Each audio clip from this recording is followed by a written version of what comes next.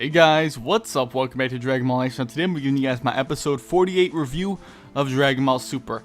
As always, watching this as it airs live in Japan, and Herms from Kanzenshu on Twitter translates the episode as it goes live.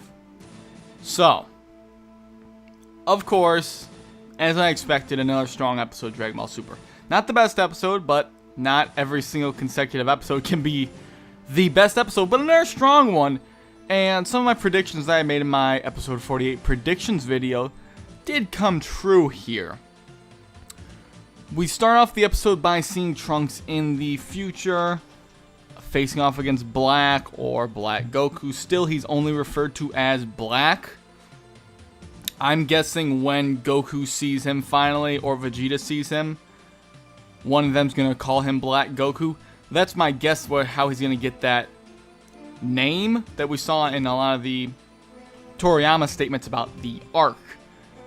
But we see him there. Trunks actually goes Super Saiyan finally. Not Super Saiyan 2 or 3 especially. I thought maybe he'd at least go 2. I don't really think he'd learned the form. I think he should have learned it at this point, obviously. Maybe he figures that one is more useful, just like Goku and Vegeta learned. I doubt it, but if that's what Toriyama wants the outlines to be like, if that's what happened, then that's what they're going to go with. So he goes Super Saiyan against Black, but it really amounts to absolutely nothing. Black says, still putting up futile resistance. Saiyans sure are funny.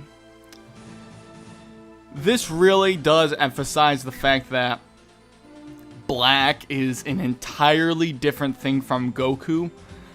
I have no idea why he has Goku's body, and I have no idea what he has against Saiyans. But it's obvious that he does not consider himself a Saiyan. That's what I'm getting at from it. Although if you want it, even though it's different writing teams and, you know, wasn't done by Toriyama the story. In GT, Baby referred to the Saiyans, you know, as, you know, you Saiyans this, you Saiyans that. When in reality, Baby was, you know, a parasite. He was a Saiyan when he was in Vegeta, but I don't think it's something like that. This isn't the Goku from Trunks' timeline. It's not like that at all. But I'm just kind of throwing that out there, I guess, as some little bit of extra insight, I suppose. But I'm not sure what Black actually is.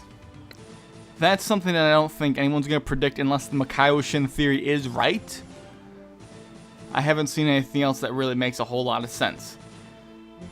But what was really cool is we see Trunks actually use the Masenko, which, to my knowledge, hasn't been in the series. I've never seen it used in any of the games. So, it's cool to see that happen here. Obviously, he would have learned it from future Gohan, but it's kind of funny he never used it. I think in reality, he realistically never did learn it.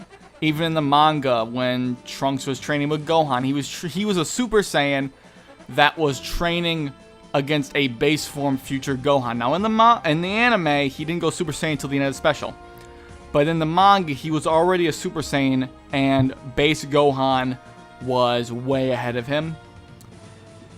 I don't think he really ever learned Masenko. I bet you I'm missing some detail that someone's going to burn me for in the comments. I didn't see it. I don't remember it. So that's just my thoughts on that. I don't really think realistically he ever learned it. But they're going to throw it in here just as fan service. And you know what? That's totally fine by me. Absolutely is. Trunks does manage to get to the time machine though after that Masenko. Distracting Black. Black tries to sense him. Trunks is there with Black in the time machine.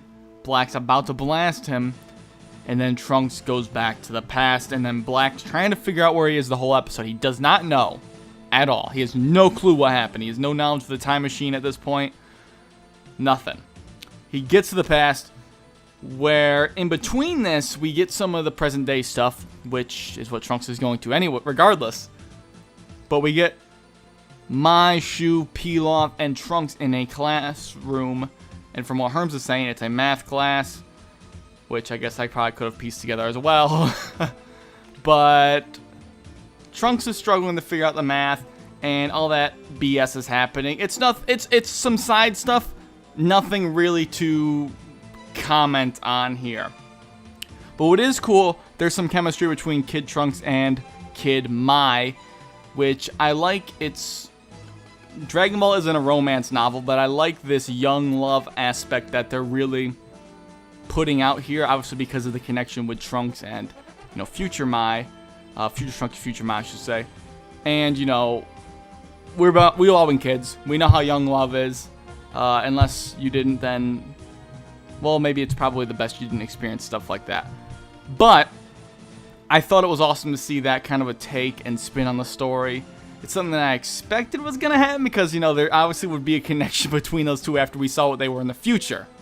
So it seems at this point the whole Pilaf gang's just one of the quote-unquote Z-Fighter friends now. I guess they don't really have any. I don't know what Pilaf's scheming, because not that long ago he was, you know, when they accidentally took Pan into space, they were still scheming of ways to, you know, attain items and stuff. So I'm not too sure on how this is really working, but Trunks lands in the present time, and Kid Trunks, the present time Trunks, you know, sees future Trunks in there, does not know who he is yet, just says it's a guy with blue hair. Pilaf says they should get Vegeta because it's an alien. And I guess Kid Trunks has never been told about his future counterpart, which, if I were a parent, I probably would leave that out too. And also it makes for better story and presentation of the episode, in my opinion. More excitement and more intrigue. It's definitely a smart move to leave that mystery to Kid Trunks. Bulma learns of Trunks' existence here, gets him on a stretcher, all that stuff. They contact Whis. Bulma has her device to contact Whis, which Herms pointed out is actually probably the first time it's actually been shown, and I think that's probably right too. I think it was mentioned, but we never actually saw it. And they speak of Trunks and tell them that Trunks is here, and you gotta get the hell down here and come look at this shit. What is interesting, though, is in order to get Goku and Vegeta down there, Goku has to do instant transmission, of course. They're on Beerus' planet. They have to use instant transmission. Kid Trunks powers up, and that is enough to spark a signal for Goku to lock on. Now, remember in Resurrection F, Gohan needed to overclock his power to the point of him passing out. Now, I'm going to point this out. Trunks didn't get any stronger. Kid Trunks got no stronger from that arc to this arc. That did not happen.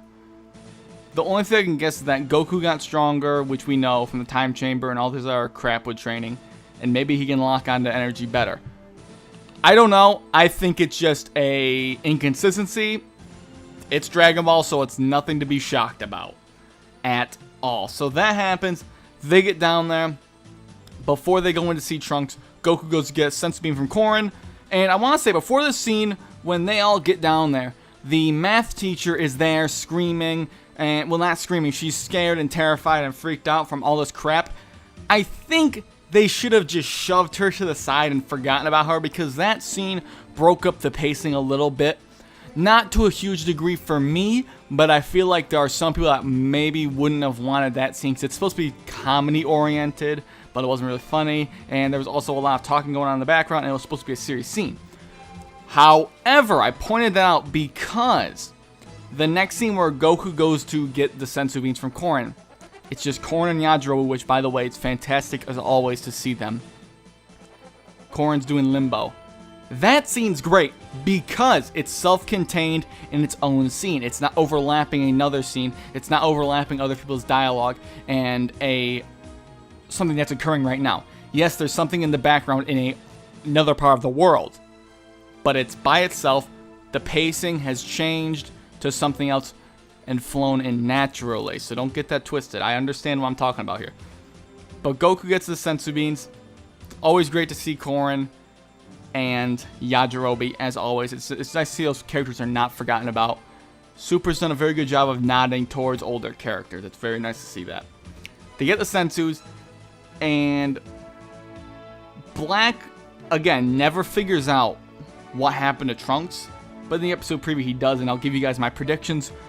Most likely Monday. But they give the sensu to Trunks, and Kid Trunks figures out this is Trunks. He gets all that stuff. You know, that all happens. I don't want to forget that. That does happen. Sometimes I get mixed up in my reviews. It's a one-off thing. I get mixed up a little bit sometimes. But I can't forget that Trunks does figure out this is his future counterpart. And it's... the way they show that is very nice. It's very semi-realistic. It's not maybe the most realistic thing you could ever think of, or maybe how you would react. But there's just this shock in Trunks' eyes the whole episode, the whole time he understands this. And it was just a level of realism, I suppose, or believability that I thought was well done. That's all I wanted to say. But when I saw Goku, I didn't think about this in my predictions. When Goku actually gets up to Trunks, I thought for a minute, I'm like, what would be really cool here is if Trunks wakes up and actually sees Goku and is like in shock or, you know, terrified or angry. And he gets a sensu bean, and that's exactly what happens. He throws a punch at Goku. Trunks has a flashback to Black Goku killing Bulma, killing Mai, and then looks at this Goku, and he's in shock. He is completely overwhelmed with fury, and that was very, very smart of them to do that, because that just shows how terrifying of a being Black is, and how much he wrecked Trunks' world if it wasn't already obvious by him killing Bulma and Mai. But to just show that reality and trauma that Trunks has been put through was really nice to see in this episode.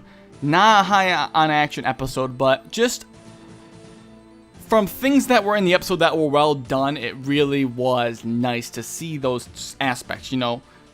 It was very well put together. The only really problem, I didn't really have any problems with the episode, but there wasn't enough to scream out like, this is amazing, amazing, amazing to make it like, you know, the best episode or something. There wasn't enough going on. It's really one thing, like, Trunks is here. Let's get him to wake up. And I was right to the fact that he wasn't going to say anything to anyone until the end of the episode. And he wakes up at the very end like I thought, which, granted, you know, they need a cliffhanger somehow. And it was a fantastic cliffhanger of Trunks throwing the punch at Goku. And then the preview looks amazing as well, which, again, I'll give you my predictions on that Monday. Usually they're on Sundays, but some changes happen in life, you know? But overall, I thought it was a great episode. I know every review I'm probably missing something. If I did, comment it down below and I'll share my thoughts on it. I probably missed something. It's just when I go on one-off for 15 minutes, I ramble. Hopefully you guys enjoy it. Some people think I complain too much. You know, they can go watch something else. Honestly, I don't give a shit. The people that want to watch these reviews can watch them and enjoy them, and that's what I appreciate the most. The people that actually come here and stick around and want to hear my honest thoughts. That's what I love about doing YouTube, and, you know, I get paid for it too, which is always nice. I'm just being honest here. But share your thoughts on the episode down below, guys. Thanks for watching, and again, I want to reiterate, because I got some confusion last episode. I bet you there will be some recurring people here.